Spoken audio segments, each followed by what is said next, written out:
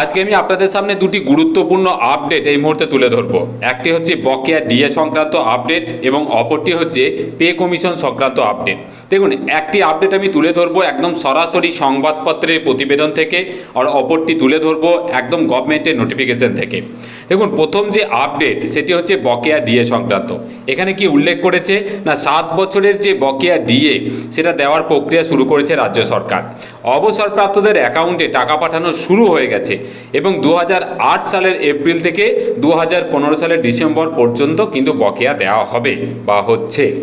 তো বিষয়টা আমরা জানি যে এর আগে যে এরিয়া ডিএ মেটানো হয়েছিল সেটা কিন্তু 2016 থেকে 19 পর্যন্ত যে বকেয়া ছিল সব বকেয়ার টাকা কিন্তু মেটানো হয়েছিল। এইবার দ্বিতীয় পর্যায়ে 2008 থেকে 2015 মানে 2008-এর 1 এপ্রিল থেকে 2015 ডিসেম্বর 31শে ডিসেম্বর পর্যন্ত অবসরপ্রাপ্ত যে সমস্ত কর্মী বা কর্মচারী আছেন বা ছিলেন এবং যারা এই বকেয়া টাকা তখন পাননি, তারা কিন্তু এবার সরাসরি সেই বকেয়া ডিএটা কিন্তু পেতে শুরু করলেন। দেখুন কারা পাবেন, এখানে কি বলেছে না, 2008 সালের এপ্রিল মাস থেকে 2015 সালের ডিসেম্বর মাস পর্যন্ত 7 বছরের বকেয়া ডিএ দেওয়া হচ্ছে।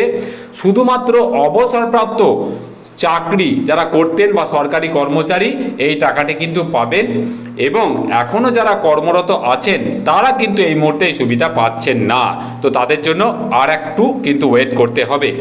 এই বিষয়ে স্টেট গভর্নমেন্ট এমপ্লয়িজের সাধারণ সম্পাদক মলয় মুখোপাধ্যায় মহাশয় উনি জানিয়েছেন যে শুক্রবার সকাল থেকেই কিন্তু অবসরপ্রাপ্ত কর্মীরা বকেয়া ডিএ পেতে শুরু করেছেন।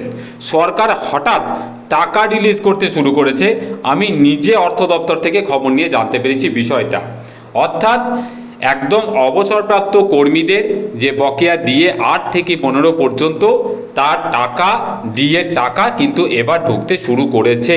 আর কর্মরতরা কবে পাবেন সে বিষয়ে কি বলেছে না, রাজ্য অর্থ দপ্তর সূত্রে খবর, এখনও যে সকল কর্মী কর্মরত রয়েছেন এবং তারা না এখনও পর্যন্ত টাকা পাচ্ছেন না, তো তাদের বিষয়টা কিন্তু 1 জুন মাননীয় মুখ্যমন্ত্রীর সাথে বিভিন্ন সংগঠনের যে আলোচনা বা মিটিং আছে, তো তারপরই কিন্তু বিষয়টা পরিষ্কার হবে।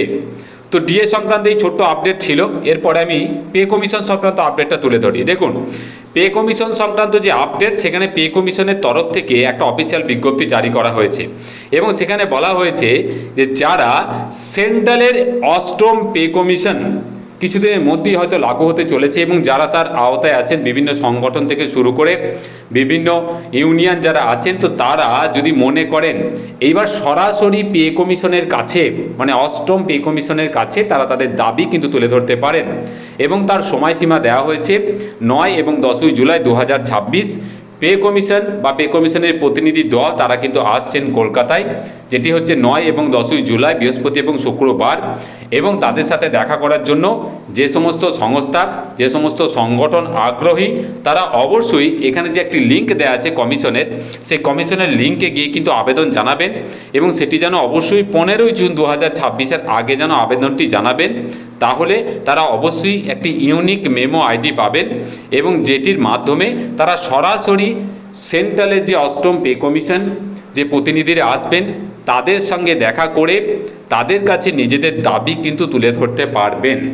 তো এই মোটামুটি একটা বিজ্ঞপ্তি জারি হয়েছে পশ্চিমবঙ্গের যে 7ম পে কমিশনের যে আপডেট এবং কর্মচারীদের যে বকেয়া ডিএর যে আপডেট পরবর্তী সময়ে আমি অবশ্যই আপনাদের সামনে তুলে ধরবো। এটুকুই আপডেট ছিল। আর আরও এই ধরনের আপডেট পেতে অবশ্যই চ্যানেলটিকে ফলো করুন, সাবস্ক্রাইব করুন, ভিডিওগুলো বেশি করে শেয়ার করুন। খুব ভালো থাকবেন, ধন্যবাদ।